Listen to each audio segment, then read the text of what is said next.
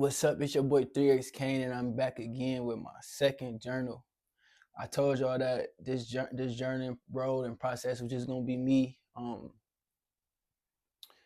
just talking about what's going on in my mind, um, what thoughts I have, and what sparked the thoughts, and me trying to take what I'm going through in my life, break it down into an emotion that we all feel, and whether it's a good emotion or a bad emotion, I'm just gonna try to show us in real time how to break through emotions and kind of figure out emotions and how to not let them hold us back.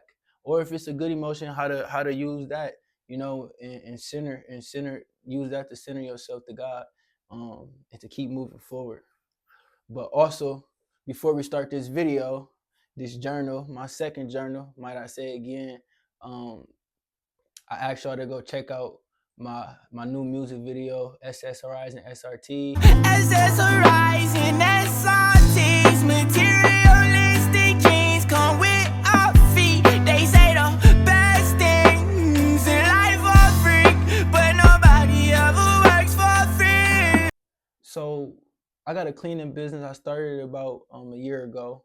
Uh, for the first 6 months, um, I was working for another company while running my cleaning business with no clients. I was just going door to door trying to get clients, and then the last 6 months, don't I quit my job, and we've been getting clients since then, and now we to the point where, you know, my bills and my family, all the things that we need is taken care of from the business and whatnot. So the business is doing good, but I'm still learning every day. Uh, so 2 weeks ago, I get a call like every day. Someone calls, or they want us to come take a look at their place, whether it's a home or it's a commercial building. We still haven't made a pivot to just one of them. So this commercial building gives us a call, and we really want to pivot to commercial just because uh, it's kind of recurring cleanings, and you getting paid every month. It's contractual, so that's kind of what you want. Just like a residual income versus homes. You gotta kind of get them on plans, and they not spending as much money, but it's got its pros and cons. But anyways, we want to pivot to commercial cleaning. So this guy calls me, Michael calls me, from this lodge, um, and this lodge is basically like a just people pay a membership, and they have a bar and they have a kitchen, and it's just like a club, like a group, and they probably have about like 400 people that come in and out every day. So I go, Michael asks me, can I come in and take a look at the place? I'm thinking it's a recurring cleaning uh, type of deal, and I'm like, hell yeah, like let's go. Uh, so I go in, and Michael shows me the kitchen, and I've never cleaned the kitchen before. He's like, yeah, we kind of want this did, and it's a big commercial kitchen. I'm like, okay, okay, okay, okay. And then but I'm thinking in my head like, damn, maybe I don't know.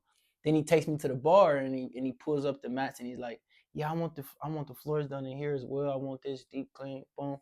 I'm like, okay, okay, okay. And I'm still new in business, so I'm kind of saying yes to everything because anxiety. But at the same time, it's like I really can't miss out on opportunities, right now, and I can't act like, like I can't say no to something just because initially I don't want to do it. I don't know what's good and bad right now. Um, so I kind of tend to say yes to shit under pressure. Uh, and it's kind of helped me learn new stuff. So I'm like, yeah, yeah, yeah, yeah. Then he showed me like, we need the bottom of these chairs and tables um cleaned off too. I'm like, okay, yeah, yeah, yeah. So this takes about 30 minutes, and then afterwards, me and Michael, we chop it up for about 10 minutes, and Michael's like, he's a cool dude. He has his own business stuff, and he's just talking to me, and we just kicking it, and we talk for like 10 minutes, and I'm like, he like, all right, can you have the proposal to us in about a couple of days? I'm like, yeah, I can have it to you in a couple of days. Just keep saying yeah. Um, and then it's not until I get in the car and I'm driving, I took all my pictures and stuff. I just take a couple look at the pictures, and Michael wasn't fully clear on what he wanted, but he was kind of clear to where I had somewhat of an understanding, but I was still confused because I never did this shit before. So I'm just driving it and I'm like, I don't think I'm gonna be able to do that shit, you know? But I told him that I could do it. And this is the part of the test, you know? This is when my mind takes, you know, somewhat of a turn because in business, when I initially got in, I said, I'm gonna be a man of my word.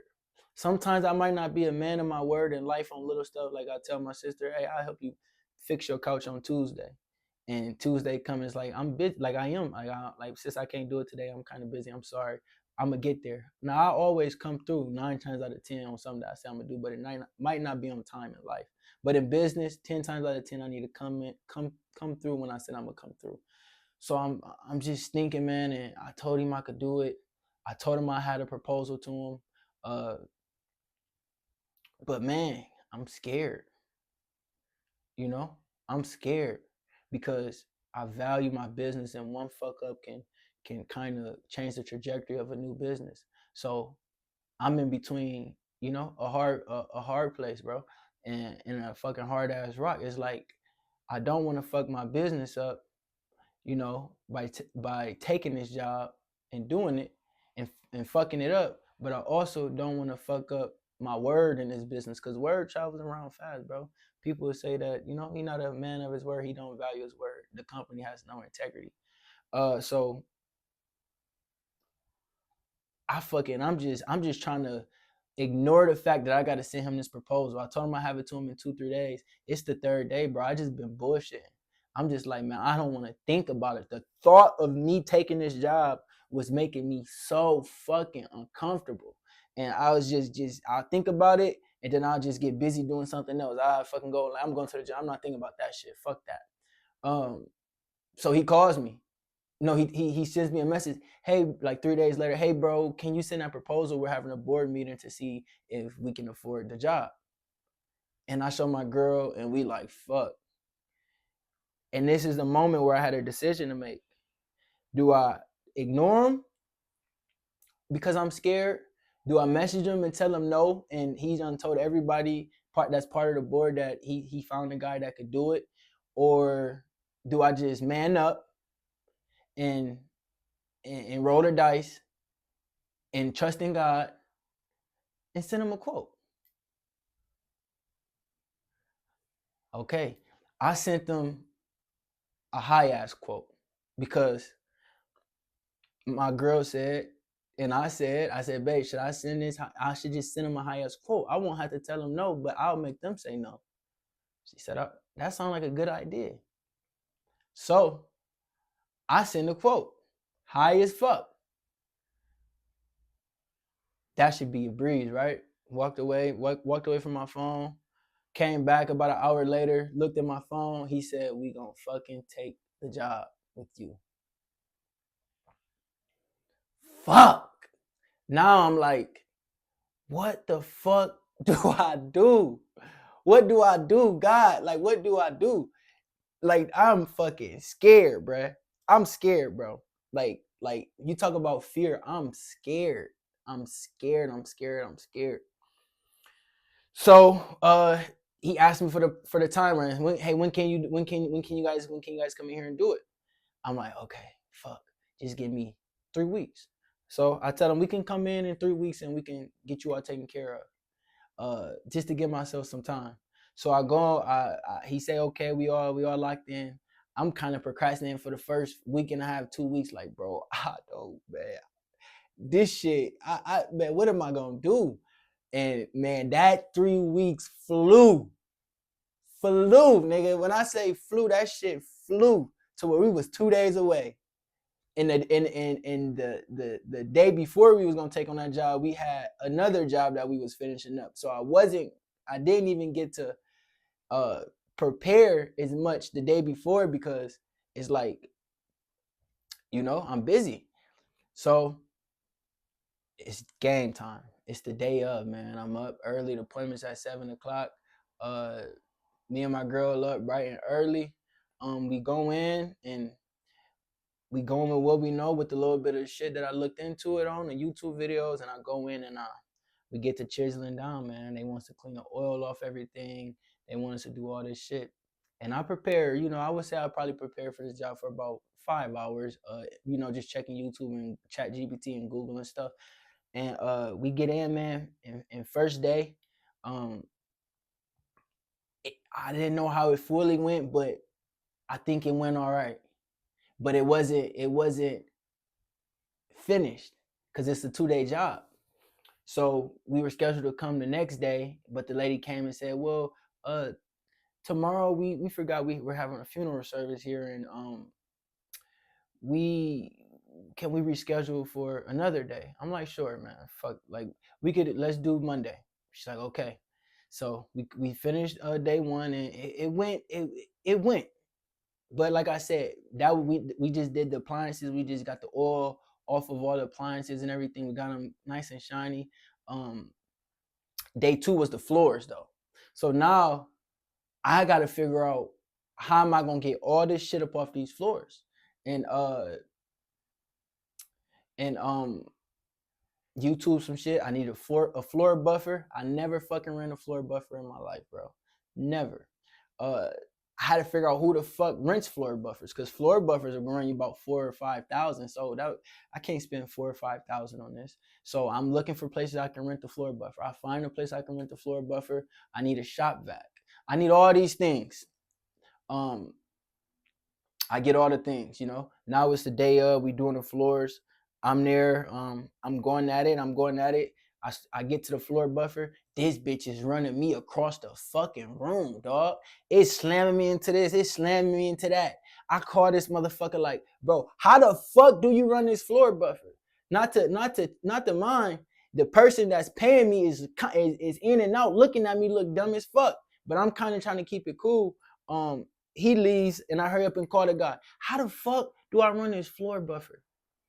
And he's like, man, you just gotta da da da da da da da da da da. I'm like, okay. I hang up. I start the floor buffer back up, and I got a little bit more control of it. I'm saying I'm so anxious, man. I don't think I'm gonna be able to do this, but I'm talking to God the whole time. God, please, I pray for this. I know I pray for this, God. Now, could you help me maintain it and do what I'm supposed to do and help me figure it out as I go? The floor buffer is running now. I'm going. I get that going nice and good. We get that nice and clean. We move on to the kitchen. We get the kitchen. We running the floor buffer. It's kind of, we kind of moving and grooving, but it's choppy, and we get a rhythm. And we get that bitch done. Now, I still have never done this job, so I don't know how it's supposed to look. I don't know. I'm just literally going off YouTube, Google, ChatGPT, and what he said he wanted. By the end, we polish that bitch up. We get everything nice and go. We pack our shit up. I'm shaking, man. I talked to the lady. She said, come back for the check the next day. So I'm home. I'm still nervous. Like, man, I hope they like it, man. Like, I hope. Like, man, God, I don't know. They call me the next day, and they say, hey, the check is ready. I come in. It's a bunch of people there. I come in. I show them my ID so they know if it's the right person getting the check. I pull out my ID, and as I'm pulling out my ID, the president of this place comes up to me, and he's like, hey, Tevin. And I'm like, how you doing, brother? And he shakes my hand, grips it tight, and I'm handing her my ID. I'm looking at him, and he just shake my hand, and he said, you guys did a phenomenal job, man. What? You guys did a phenomenal job. And I just paused. And I just thank God. Thank you.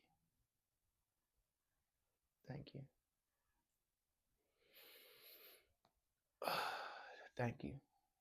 Thank you, Lord. Thank you. And he said, I'm going to be calling y'all once every 3 months to do this deep clean. Everybody in here loved it, brother. Everybody's talking about it. The kitchen smells great. You guys took away that oil smell. This bar, the ladies, the bartenders, they love it.